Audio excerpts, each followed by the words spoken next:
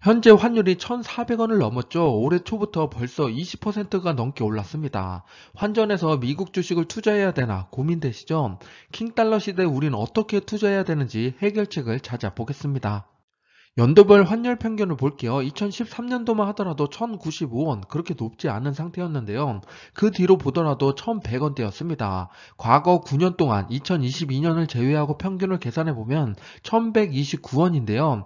2022년도에는 1,267원, 어마어마하게 올라갑니다. 환율이 높다는 것은 그만큼 한국의 원화 가치가 떨어졌다는 이야기인데요.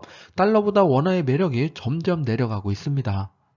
최근 10년을 봤는데 그거보다 더 과거에는 환율이 얼마나 내려갔었는지 위기 때를 보겠습니다. 1980년대부터 지금까지 원달러 환율을 보고 계시는데요. 과거에 피크 쳤던 시기들을 보면 엄청난 위기 순간이었죠. 한국에서 가장 큰 위기는 IMF였고 글로벌한 위기는 IT 버블과 리먼 사태가 있었습니다. 그리고 나서 지금의 환율을 봤더니 거의 IT 버블을 넘어서 리먼 사태까지 올라와 있는 상태입니다. 그럼 지금 엄청나게 경제 위기의 순간일까요? 위기는 곧 기회라고 하는데 여기서 기회는 무엇일까요? 누구도 원하지 않았지만 킹달러의 시대가 도래해버렸습니다. 투자자로서 당연히 대응을 하고 기회의 순간을 잡아야 되는데요. 우리가 봐야 될 중요한 포인트 세 가지를 지금부터 말씀드려 보겠습니다. 시작 전에 이런 영상을 계속 받아보고 싶으시다면 구독과 좋아요 그리고 따뜻한 공유 부탁드립니다. 여러분의 관심이 저를 행복하게 합니다. 감사합니다. 첫 번째 포인트는 기준금리입니다. 미국보다 낮은 한국 기준금리는 투자자를 떠나게 합니다. 예를 들어 한국의 예금이 4%고 미국이 5%이면 어디에 투자하실 건가요? 당연 세계 1위 국가이면서 이자도 높은 미국이겠죠. 잠시 애국심을 내려놓고 객관적으로 보면 당연한 이야기입니다. 한국의 기준금리가 1.25%였고 미국이 0.25였습니다. 이게 원래 가장 바람직한 모습이었는데 그런데 9개월 동안 지켜봤더니 미국이 3%나 올려서 3.25%의 기준금리가 되는 동안 한국은 2.5밖에 되지 못했습니다. 미국처럼 시원하게 올리지 못하는 것은 그만큼 한국 경제가 잘 받쳐주지 못하기 때문인 게 안타깝습니다.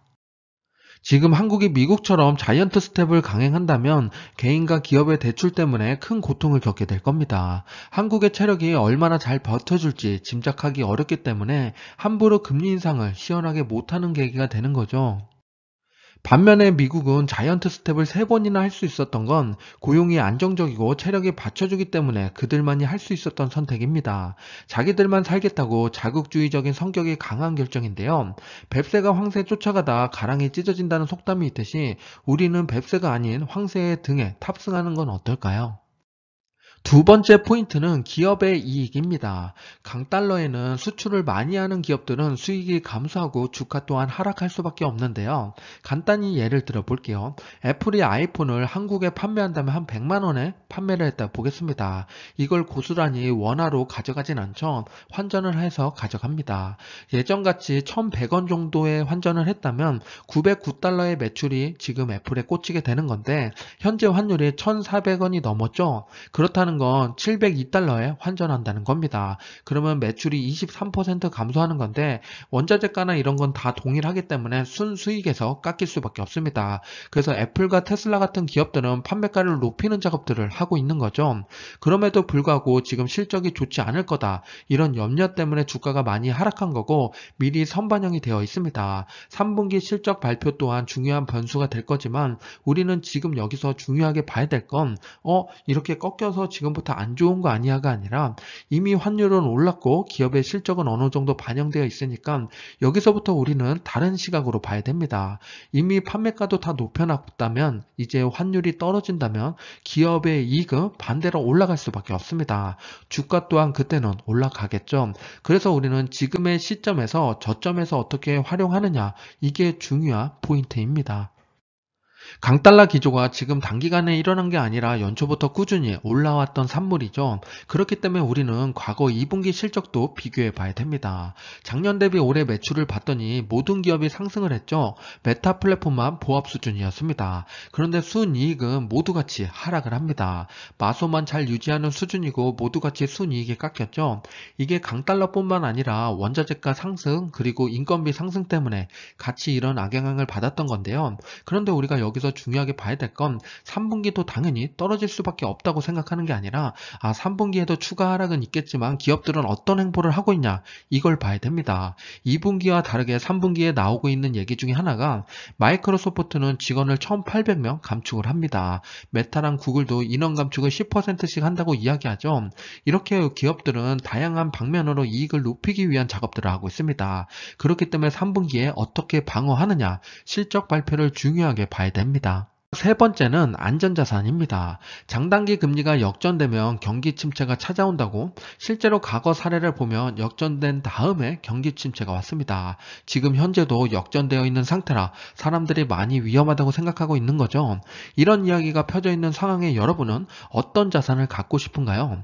대부분 안전자산을 선호하게 될 것이고 그래서 예적금이 늘어나고 있는 겁니다. 이와 같은 맥락으로 글로벌 자산 중에 달러 현금 또한 사랑을 받고 있는데요. 세계가 망해도 미국이 가장 늦게 망할 거라고 생각한 투자자들은 달러 자산을 보유하려고 혈안이 되어 있습니다.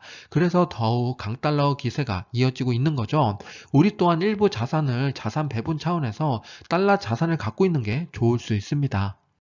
앞에서도 말씀드렸듯이 원화보다는 기축통화인 달러가 더 안정적인 모습을 보여주는데요. 달러 자산은 꼭 현금만 가지고 있는 게 아닙니다. 이 달러를 가지고 어떤 투자를 할 수 있는지 간단히 한번 살펴볼게요. 달러 투자 방법은 크게 네 가지로 나눠서 볼 수가 있는데요. 첫 번째는 달러 현금을 들고 있는 겁니다. 그렇다고 현금 뭉치를 들고 있자고 말씀드리는 게 아니라 우리가 원화를 들고 있더라도 그걸 들고 있는 게 아니라 통장에 넣어놓죠. 동일합니다. 달러 예금, 적금 혹은 일반 통장을 만들 수 있으니까 직접 매수를 하셔도 좋습니다. 그리고 두 번째 방법은 달러 채권을 매수하는 방식인데요. 미국채가 대표적인 예입니다. 세 번째는 미국 부동산을 매수하는 방법인데 당연히 이 거래도 달러로 거래되기 때문에 달러의 흐름에 따라서 움직이게 됩니다. 마지막 네 번째는 달러로 살 수 있는 마지막 자산, 주식이 있습니다. 미국 주식을 직접 매수하는 것도 달러로 매수하는 방식이죠. 달러 투자 방식입니다. 여기서 우리가 좀 불안한 것 두 개를 빼면 우선은 미국 부동산, 이거는 요즘에 떨어지고 있으니까 저는 추천드리지 않습니다. 그리고 달러 현금을 보유하고 있는 거는 요즘 같은 인플레 시대에 맞지 않는 선택이죠. 그렇기 때문에 저는 달러 채권이라든지 달러로 투자할 수 있는 주식, 이 두 가지를 추천드리고 있습니다. 이 두 가지 방법에 대해서 간단히 한번 말씀드려 볼게요. 달러로 채권 투자하는 방식은 크게 세 가지가 있는데요. 첫 번째는 높은 이자를 받으면서 안정적인 투자를 하고 싶은 분이 계실 거고, 두 번째는 자산 배분 차원에서 주식도 있지만 채권을 매수하고 싶다. 포트폴리오 투자가 있습니다. 마지막 세 번째는 요즘같이 금리가 올라갈 시대 말고 앞으로 떨어진다면 채권이 더 급등할 수 있겠죠. 타이밍 투자를 하고 싶은 분이 있을 겁니다. 저는 이 중에서 당연히 권장드리고 싶은 건 자산 배분 차원에서 포트폴리오에 채권을 넣는 방식이고요. 나머지가 궁금하신 분들은 오른쪽 위에 링크를 참고해 주시기 바랍니다. 자산 배분 차원으로 포트폴리오를 구성한다면 오른쪽처럼 꾸밀 수가 있겠죠. 이 중에서 주식도 있지만 채권을 15% 매수해야 되는데 어떤 거를 매수해야 될지 모르겠다 하시는 분들은 오른쪽에 있는 ETF 티커를 보시기 바랍니다. 미국채, 회사채, 혼합채가 있는데요. 혼합채는 미국채랑 회사채를 섞어놨다고 보시면 됩니다. 여기서 대표적으로 많이 매수하는 것 중에 하나가 미국 장기채로 TLT가 있습니다. 미국 주식 투자를 볼게요. S&P 500이 올해 초부터 지금까지 어떻게 흘러왔나 봤더니 역시 많이 떨어진 상태입니다. 주가 하락폭을 봤더니 23% 하락했죠. 그런데 반대로 연초부터 지금까지 원달러 환율은 20% 올랐습니다. 그렇다는 거는 내가 연초에 투자를 했다면 마이너스 3%밖에 나지 않았다는 거죠.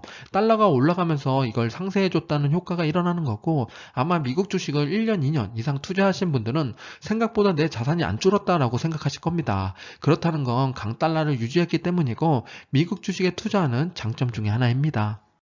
미국 주식이 좋은 건 알겠는데 환율이 이렇게 높을 때 절대 매수하지 않겠다.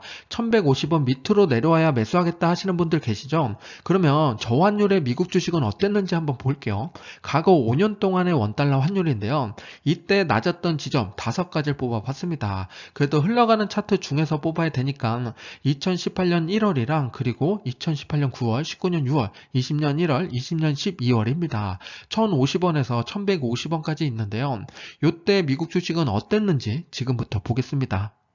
S&P 500 차트를 가지고 왔습니다. 앞에서 찍었던 5개 지점이 어디서 찍히나 봤더니 거의 고점 부분입니다. 최고점은 아니더라도 고점 언저리에서 찍히는 걸 보면 저환율에는 미국 주식이 높구나라고 생각할 수 있습니다. 반대로 지금 고환율에는 미국 주식이 낮죠. 우리가 둘 중에 하나를 선택해야 되는 순간입니다. 환율은 장기적으로 봤을 때 한 20% 안팎으로 레인지를 가지고 움직이는데 미국 주식은 5년, 10년 그 차이는 어마어마합니다. 그렇기 때문에 주식 입장에서 낮을 때 타점을 찍으려고 노력하는 게 중요한 거지 환율을 어디서 맞출까? 이거는 좋은 선택이 되지 않습니다.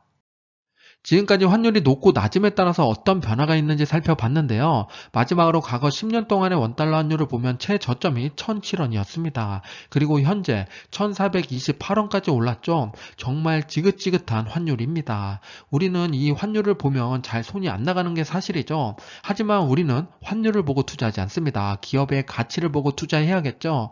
2014년도에 애플에 투자했다면 689%의 수익을 냈을 겁니다. 그렇기 때문에 지금 눈앞의 환율보다는 멀리 보고 기업의 가치를 생각해 보시기 바랍니다. 지금까지 수피였습니다. 감사합니다. 성공 투자하세요.